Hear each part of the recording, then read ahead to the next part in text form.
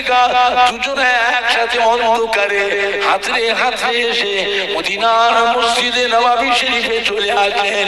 মদিনার মসজিদে নববী শরীফে সাহাবায়ে কেরামদের ডাকলেন, ও আল্লাহর নবী সাহাবীরা, আল্লাহর নবীর খবর কি? আল্লাহর নবী কোথায় আছেন? সাহাবীরা বললেন, আম্মা জান, আজকে তো আল্লাহর রাসূল মদিনার মসজিদে নববী শরীফে তাহাজ্জুদের নামাজ পড়তে আসেন নাই। আম্মা জান, আজকে তো আপনার ঘরে থাকবার পালা। আম্মা জান আয়েশা বলে, বাবা, আমার ঘরে তো আল্লাহর নবী ছিলেন, ঘুমিয়েছিলেন, আমি আয়েশাও ঘুমাচ্ছিলাম। আমার ঘুমটা ভাঙার পরে উঠে দেখি আল্লাহর নবী আমার কাছে নাই। এত খুঁজলাম, কোথাও দেখতে পেলাম না। সাহাবায়ে কেরামরা চিন্তিত হয়ে বললেন, মদিনার অলিতে গলিতে আনাচে কানাচে বাড়ি বাড়িতে খোঁজ পড়ে গেল, কোনো জায়গায় কোনো খবর পাওয়া গেল না।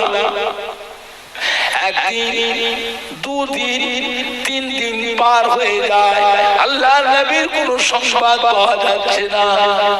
মদিনার সাহাবায়ে কেরামদের খাওয়া দাওয়া বন্ধ হয়ে গেল, কান্নার রোল উঠে গেছে। মেয়ে ছেলেরা রান্না খাওয়া বাদ দিয়ে দরজা বাজিয়ে দাঁড়িয়ে দাঁড়িয়ে আল্লাহর নবীর সঙ্গে সার হয়ে কাঁদছে। হযরত ওমর ফারুক রাদিয়াল্লাহু তাআলা উলুল তলোয়ার হাতে করে পাগলের মতো মদিনার অলিতে গলিতে আনাচে কানাচে ছুটোছুটি করতে, তলোয়ার হাতে করে নিয়ে, এ কুফারে কুরাইশরা শুনেরা, কেন রে আজ 3 দিন হয়ে গেল আমাদের নবীর কোনো খোঁজ পাচ্ছি না? তোরা কি আমাদের নবীকে ধরে আত্মগোপন করে কষ্ট দিচ্ছি? আমি ওমর ফারুক আমার এই উলঙ্গ তলোয়ার হাতে করে আল্লাহকে শপথ রেখে বলছি, আজকে সন্ধ্যা পর্যন্ত যদি আমার নবী কোনো খবর না পায়, দেখতে না পায়, আমি ওমর ফারুক আমার এই উলঙ্গ তলোয়ার দিয়ে এক হাত থেকে তোদের ধর থেকে মাথা খানা কেটে কেটে আলাদা করে ফেলে দেবো। হযরত ওমর ফারুক হাউ হাউ করে কাঁদতেন, ছুটি করে মদিনার শহর পার হয়ে গেলেন। মদিনার শহর পার করে মদিনার মরুভূমি ধারে গিয়ে দেখে মরুভূমির উপরে বড় একটা পাহাড় দেখা যায়। পাহাড়ের কাছে কতগুলি উট আর বকরি চড়ে। উট বকরি দেখতে পেয়ে হযরত ওমর ফারুক মরুভূমি পাড়ি দিলেন। মরুভূমি পার করে পাহাড়ের ধারে গিয়ে রাখালকে খুঁজতে লাগলেন। রাখালকে খুঁজে খুঁজে বের করে জিজ্ঞাসা করে, বাবা, আপনি কি আমাদের নবীর কথা বলতে পারেন? আমাদের নবীকে দেখেছেন বাবা? নবী কোথায় আছে জানেন বাবা? রাখাল বলে, বাবা, আমি তো জানি না বাবা, আমি তো দেখি নাই বাবা, তবে আমার উট বকরি গোনা এই ময়দানে চড়াতে আসি। আমার উট বকরি গোনা ময়দানের ঘাস খায়, সম্মুখে বড় পাহাড় দেখা যায়, এটা হলো মদিনার বড় পাহাড়, জবলে সালা পাহাড়। জবলে সালা পাহাড়ের ঝর্ণার পানি উট বকরি গোনা পান করে। কি হয়েছে জানিনি বাবা, আমার উট বকরি গোনা আজ 3 দিন হয়ে গেল ঘাস মুখে করে নিয়ে ওই জবলে সালা পাহাড়ের পানে চেয়েছে। অবলা জানোয়ার গুলির চোখের পানি গড়িয়ে যায়। জানি না আল্লাহর কোন মাহবুব বান্দা, আল্লাহর কোন পেয়ারা বান্দা এই জবলে সালা পাহাড়ের চূড়ায় গুহার ভিতরে আল্লাহ পাককে সিজদা করে সার হয়ে কাঁদছেন। ওনার কান্নার শোকে আমার অবলা জানোয়ার উট বকরি গোনার চোখের পানি গড়িয়ে যায়। বাবা, হাতে ধরি বাবা, পায়ে ধরি বাবা, হাতে ধরি বাবা, পায়ে ধরি বাবা, জান বাবা জান। ওই জবলে সালা পাহাড়ের চূড়ায় গিয়ে ওই গুহার ভিতর থেকে ওই মানুষটিকে বের করে নিয়ে যান, তা না হলে আমার উট বকরি গোনা না খেয়ে অবলা জানোয়ার গুলি মারা যাবে। হযরত ওমর ফারুক রাদিয়াল্লাহু তাআলা এই সন্তানটা শুনে ছুটলেন, মদিনা শরীফে ফিরে চলে এলেন। হযরত আবু বকর সিদ্দিক রাদিয়াল্লাহু তাআলা, হযরত উসমান গনি রাদিয়াল্লাহু তাআলা, হযরত আলী কাররামাল্লাহু ওয়াজহাহু রিদওয়ানুল্লাহু তাআলা আলাইহিম আজমাইন শুনিয়ে দিলেন। হযরত মা ফাতেমাকে শুনিয়ে দিলেন। শোনা মদিনা শরীফে কান্নার রোল উঠে গেল। সাহাবায়ে কিরামেরা কাঁদতে কাঁদতে ছুটলেন, ছুটে ছুটে ছুটে ছুটে গিয়ে মদিনার শহর পার করে, মদিনার মরুভূমি পার করে ওই জবলে সালা পানে ধারে গিয়ে সাহাবায়ে কিরামেরা কাঁদতে কাঁদতে বিসমিল্লাহির রহমানির রহিম বলে পাড়ে আরম্ভ করলেন। উঠে উঠে জবলে সালা পাড়ে চূড়ায় উঠে গুহা খুঁজে খুঁজে গুহার ভিতরে ঢুকে সন্ধান তল্লাশি করতেন, কোনো খবর পাচ্ছেন না। আর একটা গুহার ভিতরে নামে, সেখানেও পাচ্ছেন না। এমন সে দাঁড়িয়ে দাঁড়িয়ে চিন্তা করছেন। দেখা যায় জবলে সালা পাড়ে চূড়ায় একটি কিনারায় একটি গুহার ভিতর থেকে আস্তে করে গুনগুনে কান্না শব্দ শোনা যায়।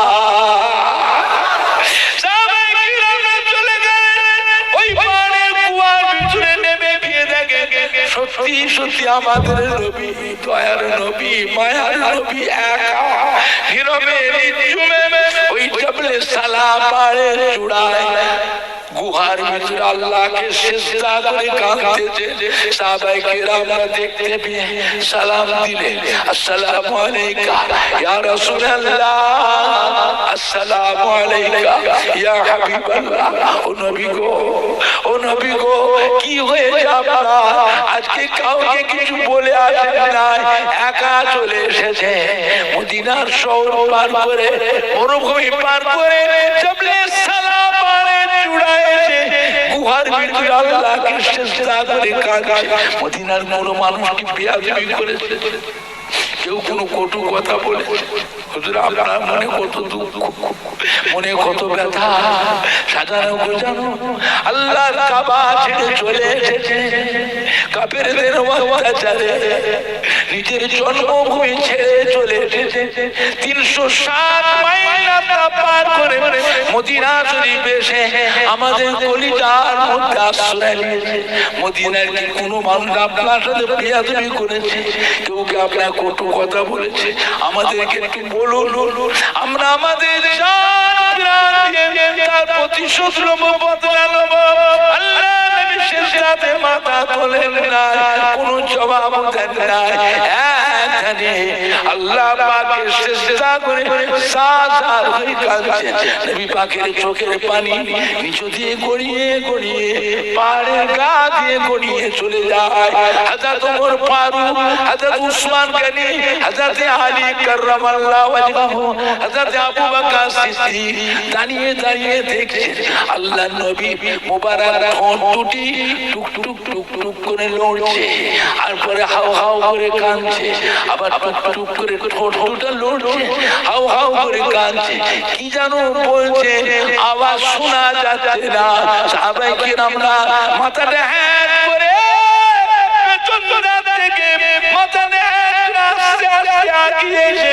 কানটাকে বাড়িয়ে আল্লাহ নবীর কাছাকাছি এসে খুব ধ্যান করে গৌর করে শুনতে লাগলেন নবী কি বলে কাঁদছিলেন। সাহাবায়ে কিরামরা শুনতে পেয়েছেন নবী আমার কাঁদছেন, আল্লাহ পাক আপনি বড় দয়াময়, আপনি বড় মেহেরবান। ও রব্বুল আলামিন, আল্লাহ পাক আমার উম্মতিরা বড় গুনাহগার, আমার উম্মতিরা বড় সিয়াকার। আল্লাহ পাক আমার উম্মতিদের জীবনের গুনাহকে মাফ করে দিন। তুমি বলেন না সুবহানাল্লাহ।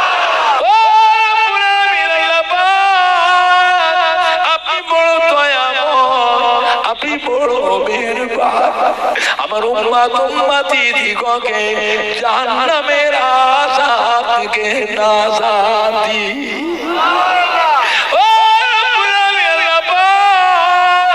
যত